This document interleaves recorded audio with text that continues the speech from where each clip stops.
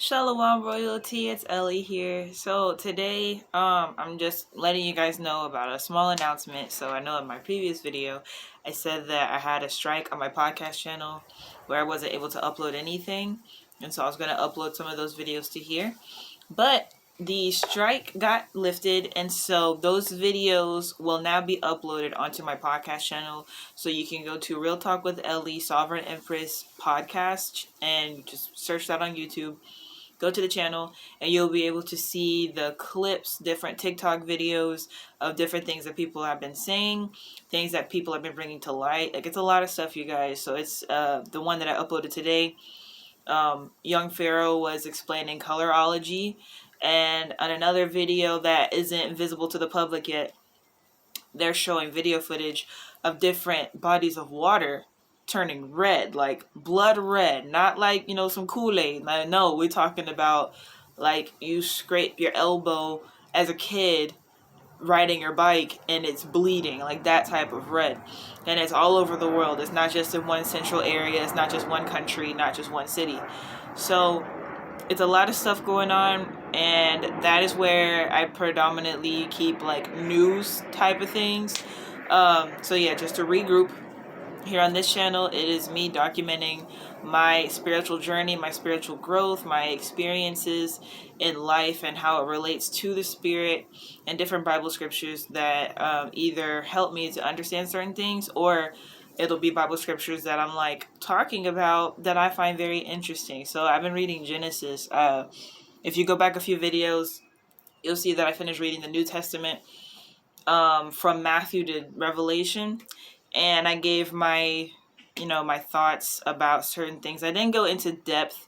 That'll be some other time when I have, what's it called, the Bible study. There is a booklet called the Bible study. They have one for the New and the Old Testament, and it talks about not talks about, but it explains things in a different way. Like, it has the timelines and the different time periods, the geographical locations for different things that happen in the Bible. And so I'll be able to go further into depth once I start reading that. But I'm reading the King James Version of the Bible, the 66 books, not the Apocrypha, reading the regular Bible that most people in America have, and reading it for myself, getting my own understanding of it, while also still learning from individuals here on the internet or reading different books that people like may give a testimony and whatnot, explaining how they understand different interpretations of the Bible. And of course relating that to my own life. One thing I did realize though is there's like, the Bible is so full of drama, and the thing is, that's how our lives are right now. So it's like, it's very easy to get frustrated with the way that life is right now. And excuse me, I don't have my microphone in. I've just been doing like impromptu videos, not planning these like I was before, so forgive me. But our lives are no different now than they were back in the day, as far as lives being full of drama. So I'm in the part right now where Jacob, he recently got released from it wasn't necessarily bondage, but it was low-key bondage what he was under. When I think his name is Laban. That is Rachel and Leah's father. If you don't know, if I am correct, his name is Laban. So Jacob found Leah. He found Rachel. He loved Rachel. He thought she was beautiful, and he wanted to marry her. And so her father Laban was like, okay, you can marry my daughter if you work for me for 7 years. He worked for him for 7 years, and then by the time the marriage came, he lifted the veil, and it was not Rachel, it was Leah. And Laban's excuse was, oh, in our tradition, the oldest daughter gets married off first. And so he was tricked that one time, and then he he was like, I didn't want this wife, I wanted the other wife. And so he was like, okay, work for me another 7 years. He worked for him again another 7 years. So this is 14 years of his life to get one woman. He was supposed to only get one woman out of the situation. Then he finally gets to marry Rachel. But the thing about Rachel is she was barren. She couldn't have any children. Leah had, I don't know, she had like 2 or 3 children. She born the first of the tribe of Israel, the first tribes. I don't remember all of them by name. I don't remember them in order. But I think she birthed Judah, if I'm not mistaken. And so, but during all that, it was like Leah's having children, and then Rachel's feeling bad. So she's like, okay, husband, you can have children through me by my handmaid. So you're going back into Sarah and Abraham days where you're having somebody basically be a surrogate mother, thinking that that's going to be the promised child, even though all of Israel's children were blessed. Those children still were not her children. They're his children, but they're not Rachel's children. Also, Leah had a daughter, Dinah. She was the only daughter, from my understanding, that Israel gave birth to. And I'm in the part now where it was a whole bunch of drama with that. She got raped, and then Levi and another brother, they went and killed all the men when they tried to rectify the issue after she got raped. And it's so full of drama. And that's what I'm saying. There's so much drama in the Bible that you don't even need drama in your actual life. You don't need to watch reality TV when you read the Bible, because it's like, yo, all this stuff that's going on, all this strife, all this backstabbing, all this, people talking behind your back, people planning and plotting against you, people trying to do the right thing, but other people coming against them. And when you're about to rectify an issue and make things unified, then somebody breaks it off again. Like, stuff like that has always been happening. And unfortunately, it's just going to continue to happen. And things keep getting worse and worse and worse in our eyes. But things have always been like this, just in different ways. So it's like, I get it when it comes to certain things where the elders... and when I say elders, I know I could be considered to be part of people's generation or their age group, but I look at people in their 30s like they're my elders, and I just expect certain things out of them because of their age and their experience and their wisdom. And so when you talk about people in their 30s talking about this new age stuff, and I'm not talking about spirituality, I mean in general, when you're talking about digital things and the way that people are and the way that they express themselves. And so in general, the new generation, they'll be like, oh, this new age stuff is just weird and it's gotten out of control. But the thing is, every older generation has said that about the younger generation. And until it gets to a point where the interest is in the actual future and not the interest of, people being selfish, it's going to continue to get worse. If you're putting a Band-Aid on a situation, instead of going to do surgery, going to actually pray for healing, going to actually rectify the issue, you're just putting a Band-Aid over it so it'll scar over, but it's not healed. It's going to get infected and be worse than it was before. Had you cleaned it properly in the first place, had you taken out any negative bacteria in the first place, you wouldn't have an infection. And that's what we're dealing with right now. We're dealing with a bunch of infections in our society when we could have just had a battle scar. There's people who went to battle who have battle scars that were treated properly. It's just, you can see the scar, and that's, their mark of, I don't know what to call it, but a mark of victory, basically. Like, they got out of the situation alive and well. And so, it's just a reminder of what they've been through. Whereas we are not in a reminder of what we've been through. We're in the product of what has not been resolved for a very, very long time.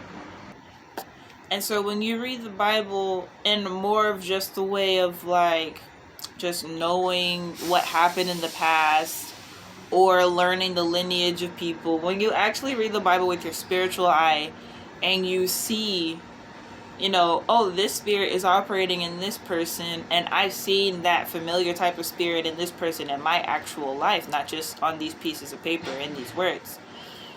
You're able to make wise decisions. And even, here's the thing, you already know this, even when you make wise decisions, stuff still happens because people will do things against your decisions. You know, I have a child. It doesn't matter how much I tell my child not to do something, he's still going to do it. But that's the thing.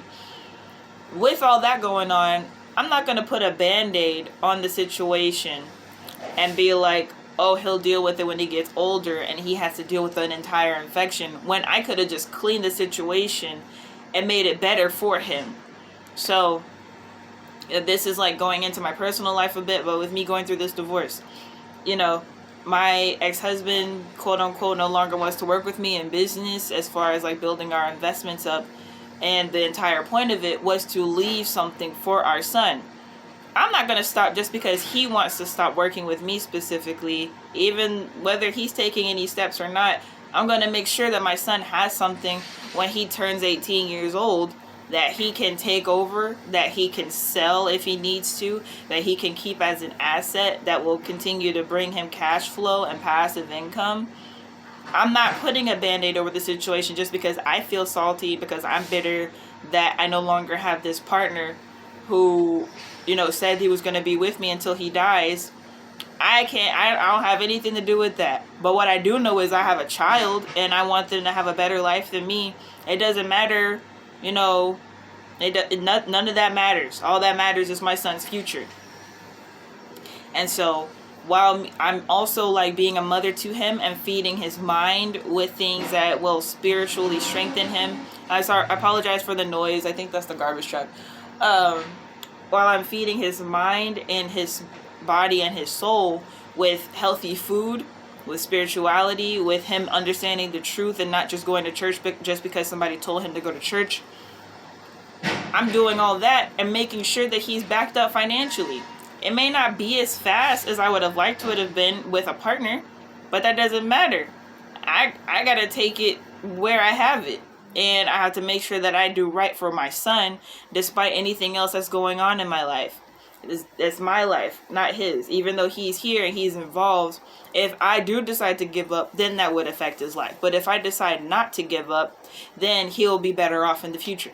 And so, yeah, you know, I'm outside. I think there's a lot of pollen, like, being blown around. That's probably what it is, because, anyway. So, yeah. It is a lot going on in the world right now. You know, we're now in Cancer season, if you keep up with astrology and astronomy.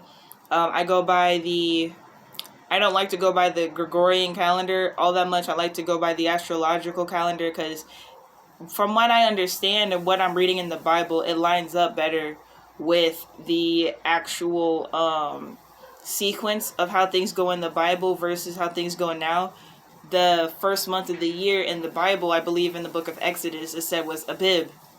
And that's, not only does it sound like Aries, but the time span that it's talking about, it seems a lot like Aries season. When you're talking about March, April, the beginning of spring, that type of time, that's really the beginning of the year. So I keep up with astrology and astronomy for things outside of getting my daily horoscope. I don't look at my daily horoscope. I don't need to look at my horoscope to know that shit's fucked up. I don't need to know, you know, what type of emotions they're going to try to put on me personally to have. I know my emotions. I understand myself. I know what I went through yesterday, and I know how those things either are going to continue to affect me today, or I'm going to completely X out certain emotions so that they don't affect me today, and I'm going to X out those residual or residue emotions from yesterday and make sure I don't bring them into tomorrow. I don't need an astrologer or tarot card reader or somebody to tell me how I'm going to be feeling. All I need to know is what the collective consciousness is understanding, so I can either produce videos that are good for people who are going through that, or just understand it from a marketing perspective, whether I'm doing something for business or you know, trying to uplift people in a particular way. If I know it's a lot of negativity going on, I know to make sure I'm on my extra positive stuff, extra positive vibes, not just me being me. I got to be extra that day because I know people are going to be feeling down that day. That's the reason I do it. I you know, that selfish stuff, just trying to make my life easier, I'm over it. I'm really over a lot of things, and I'm kind of ranting right now. I'm you know, I got friends And I know people in high places, and it's just, I mean, okay. You know, this world is so, I'm so over it. I'm so over it. It's ridiculous. I've been through a lot in my life. And while some people may feel like I haven't been through a lot, or some people will be like, oh, you're still young, you still have stuff to go through. I might still have stuff to go through, but I'm trying to be like Job. I'm trying to go through my tough season and then be done with my tough season. I'm not trying to keep struggling. I'm not trying to keep going through terrible life situations just because somebody thinks I should be going through terrible life situations. If I know that God told me that my season of struggle is going to be over soon, then my season of struggle is going to be over soon. I'm not going to keep going through struggle just because somebody thinks I should be going through struggle. Especially going through what I went through in my childhood. And that's what I can't understand about people sometimes. It's like you went through certain things in your childhood. You know you went through those things in your childhood. You know you're not okay with it. But you're not doing the work to change your future. You're continuing to live in the emotions of your childhood as an adult. That doesn't make any sense. People be in their 50s, 60s, 70s still talking about what their parents did to them. And their parents are either dead, or they're too old to either remember, or they're too old to even say sorry about it. There's nothing we can do. All you can do is do better for yourself. Period. So, you know, like I said, I was kind of venting at that point because it's just so much going on. You know, on one hand, my cousin just died the other day, about a couple weeks ago, and she's a week younger than me, so I mean, very, very young lady, and she had a child. Both her and the baby's father passed away at the same time. And I'm like, okay, now my baby cousin doesn't have parents. So that automatically puts something in me where it's like, I already planned for me to spend time with my baby cousin because him and my son are around the same age. But now it's an obligation. I have no choice at this point because he doesn't have parents. That child doesn't have parents. My son still has his parents. And that is a blessing that I will always make sure my son has full gratitude for. And I will always thank God for that. My son still has his parents. That is a baby. He didn't even get to know his mom. So now it's my obligation low-key taking over an auntie type of role, even though that's my cousin. We're dealing with, you know, generational gaps and stuff. It's just at the point where it's like, he's low-key my son. Almost. So I'm just going to be doing extra stuff to help out when I can. Taking my son over to go see him or bringing him over to my house so my son can play with him. The child doesn't have parents. Yeah, we got folks out here worrying about baby mama drama. You better be glad your baby daddy or your baby mama's still alive. My other family members dealing with 5 children, if I'm not mistaken, special needs children. Both of their parents committed suicide. Like,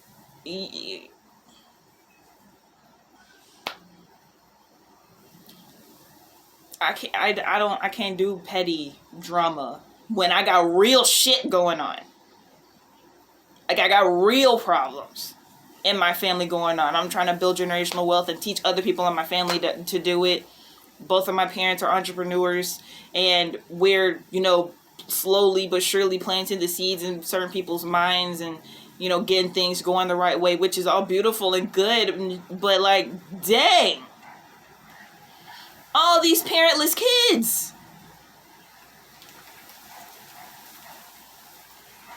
All these kids with no biological parents. Yo, it's depressing. Thank God they don't have to go into foster care. And a lot of that information is coming out too that I put on my podcast channel, but that'll come out with time because it's ridiculous, the stuff that's going on. You think you're doing the right thing by either putting a child in foster care or sending them through the system when they don't have parents, but it'll probably be better if they grew up in the struggle than go through that system for a lot of these kids, especially these kind of kids. So, I'm gonna go ahead and go though. I'm exhausted. I'm still tired. We got the funeral in like 2 days, so I'm tired. It's a lot of stuff going on spiritually and physically, and it's exhausting. So but continue to keep your head up. I'm still gonna be me. I am going through some things, but like I said, it's all good. It's all in divine order. Whatever is on the other side of this, I'm gonna, you know, be appreciative of the trials and tribulations that I went through and learn from them. And I hope you guys do the same. Shalom royalty. I will see you in the next one. Tawada.